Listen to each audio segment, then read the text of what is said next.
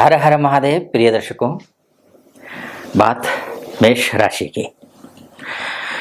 2024 का सबसे बड़ा बदलाव जो आपके अर्थात मेष राशि वालों को भविष्य का जो आपका भय है ना, उस भविष्य के भय पर पूर्ण विराम लगा देने वाला है बृहस्पति का बदलाव। क्योंकि देवगुरु बृहस्पति 1 मई 2024 को दोपहर 2:29 पर वृषभ राशि में प्रवेश कर रहे हैं, जो कि 14 मई 2025 तक इसी राशि पर विराजमान रहेंगे। वहीं 3 मई से लेकर के 3 जून के बीच में बृहस्पति अस्त रहने वाले हैं, अर्थात आपके जो राशि, आपके भाग्येश जो हैं वो अस्त रहेंगे। इसके बाद 9 अक्टूबर को वक्री होंगे, जो कि अगले साल 2025 तक वक्री अवस्था में ही रहेंगे। इस वीडियो में मैं नक्षत्र ज्योतिष के आधार पर फलादेश करूंगा। यह ग्रह गोचर पर आधारित फलादेश मेरा एक और चैनल है, यूट्यूब चैनल, वहां करता हूं मैं, बहुत ऑथेंटिक होता है। नीचे डिस्क्रिप्शन पर उसका लिंक होगा, आप उसको भी फॉलो कर सकते हैं। बहुत प्रामाणिक भविष्यवाणियां आपको वहां सुनने को मिलेंगी। ये नक्षत्र ज्योतिष के हिसाब से है कि नक्षत्र आप यहाँ देख रहे होंगे ना, ये नक्षत्र ज्योतिष के हिसाब से है। एक और निवेदन है आपसे, अगर आप मेरे वीडियो को पहली बार देख रहे हैं तो पूरा वीडियो पहले सुनिए। मेरा ज्योतिषीय विश्लेषण आपको सटीक लगे, 100% नहीं बोलूंगा, ये मोटा मोटी तौर पर है। आपकी कुंडली ही आपका डीएनए है। 1 सेकंड के जन्म के अंतर से भी किसी का जन्म होता है तो उसका भाग्य बदल जाता है। तो ये तो मोटा मोटी तौर पर है। मैं यहाँ दिग्दर्शक की भूमिका में हूं। अगर आपको थोड़ा बहुत सटीक लगे तो चैनल को सब्सक्राइब कर दीजिएगा, वीडियो को लाइक और कमेंट बॉक्स में जा करके महादेव का भक्त हूं, आप पर भी महादेव की कृपा बनी रहे, ऐसी मेरी कामना। हर हर महादेव 5 बार या 11 बार अवश्य लिख दीजिएगा। गुरु के वृषभ राशि में गोचर करने के साथ ही आप विद्वान, सद्गुणी, परोपकारी, सहृदय लोगों के साथ में आपका उठना बैठना होगा। आपने कुछ गलत कार्य किए होंगे पिछले दिनों, तो उसका पश्चाताप भी होगा। निर्णय क्षमता आपकी बहुत बेहतर होने वाली है। आप निर्णय लेने में अक्सर चूक जाते हैं, अब ये निर्णय लेने की क्षमता बेहतर हो रही है। संतान आज्ञाकारी बनेगी। अगर कोई गड़बड़ी है संतान में, मतलब संतान आपकी बात नहीं मानते हैं, तो आपकी बात मानेंगे। और आप भी अगर माता पिता या गुरुजन की बात नहीं मानते हैं तो आप भी मानना शुरू कर देंगे। मूलतः अश्विनी नक्षत्र के चारों चरण जो है, अश्विनी नक्षत्र के चारों चरण यानी कि चू, चे, चो, ला।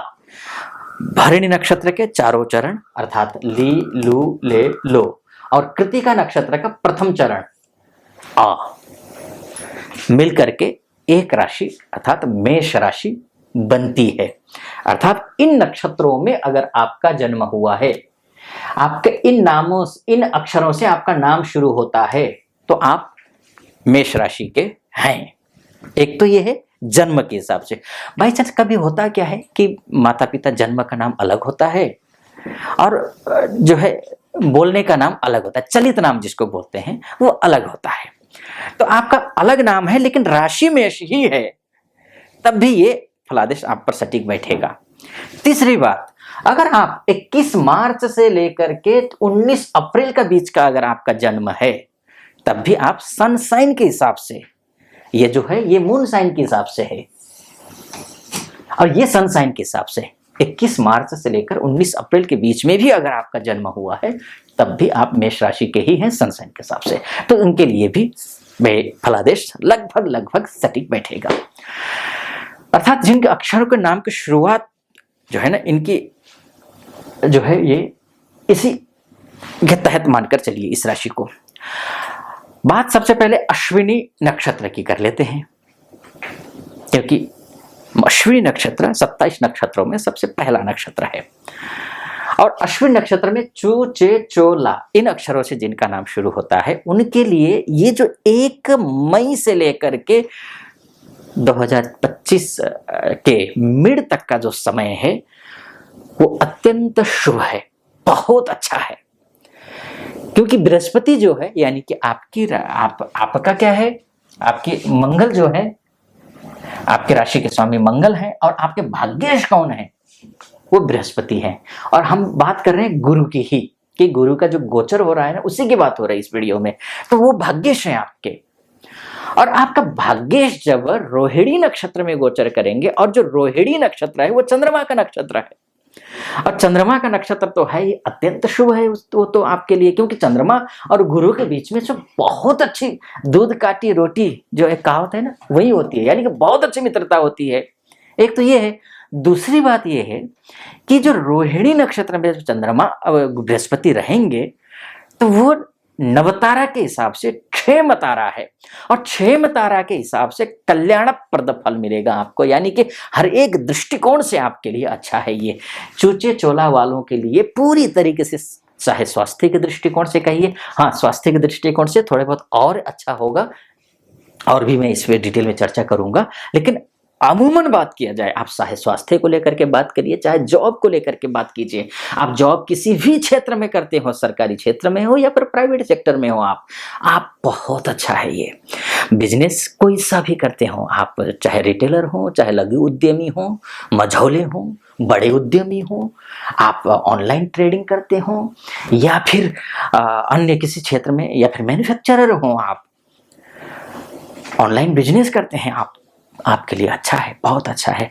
फाइनेंशियल स्थिति को देखें अगर, फाइनेंस को, तो भी बहुत अच्छा है, यानी कि पैसे आएंगे लेकिन बचेंगे तो नहीं, इसमें ध्यान रखना। इसको पैसे को लेकर के और डिटेल में मैंने, जो नीचे लिंक होगा ना एक और चैनल, उसमें मैंने ग्रह गोचर के हिसाब से फलादेश किया हुआ है, आप और डिटेल में समझ सकते हैं उसको। पैसे को लेकर के भी अच्छा समय है, पैसा आता। विवाह के लिए भी अच्छा समय है, संबंध लोगों के साथ में आपके अच्छे बनेंगे।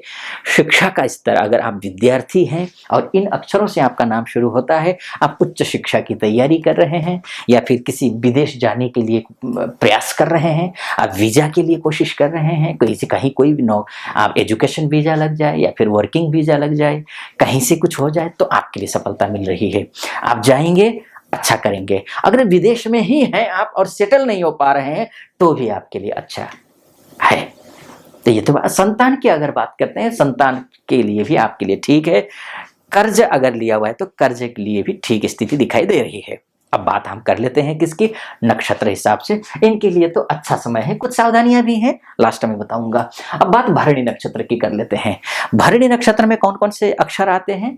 अगर आपका नाम ली से, लू से, ले से और लो से है ना, जैसे लीला मणि है ना, तो जैसे इस लेखराज, लो से और कुछ नाम हो आपका है ना, तो ये अगर इन अक्षरों से आपका नाम है तो भी, या फिर आपका वास्तव में मेष राशि है लेकिन इन अक्षरों से आपके माता पिता ने नाम नहीं रखा है तो भी, और चाहे ये इन तारीखों के बीच में आपका जन्म हुआ है तो भी आपको सावधान रहना है।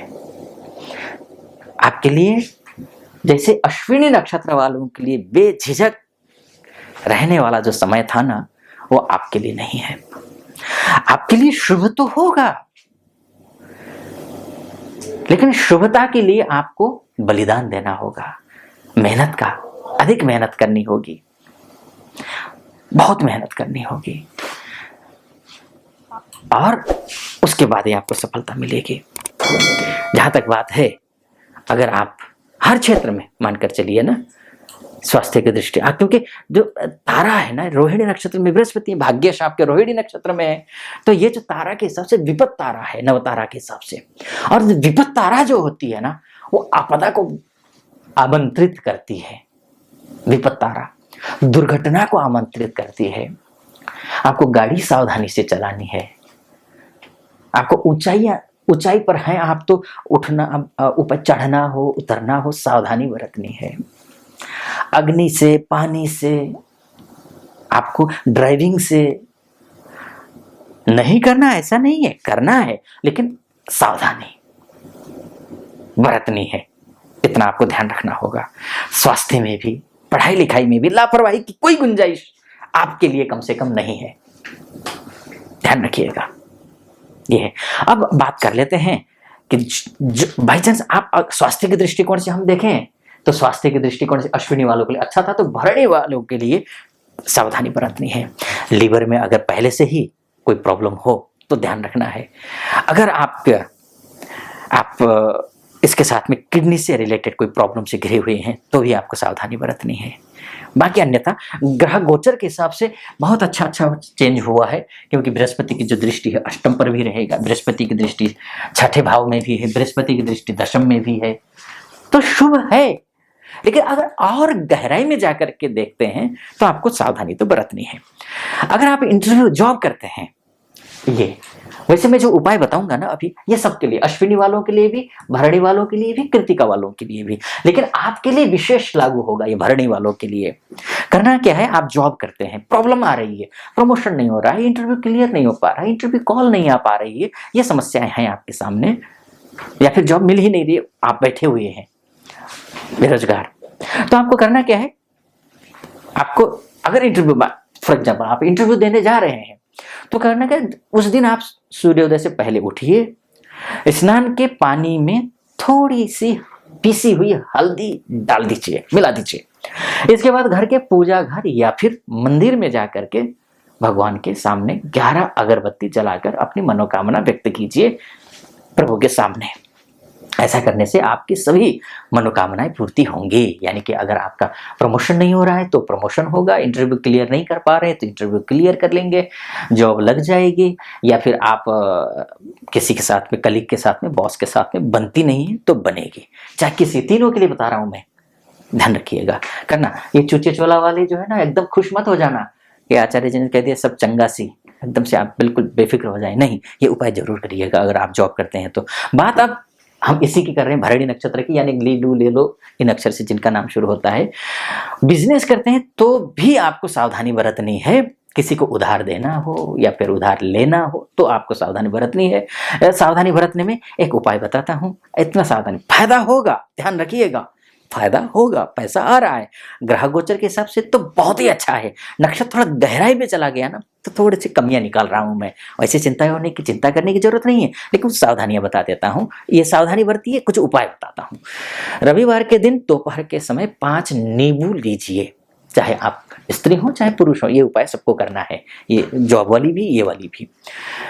अब बिजनेस के लिए क्या करना है, रविवार के दिन दोपहर के समय 5 नींबू लेना है।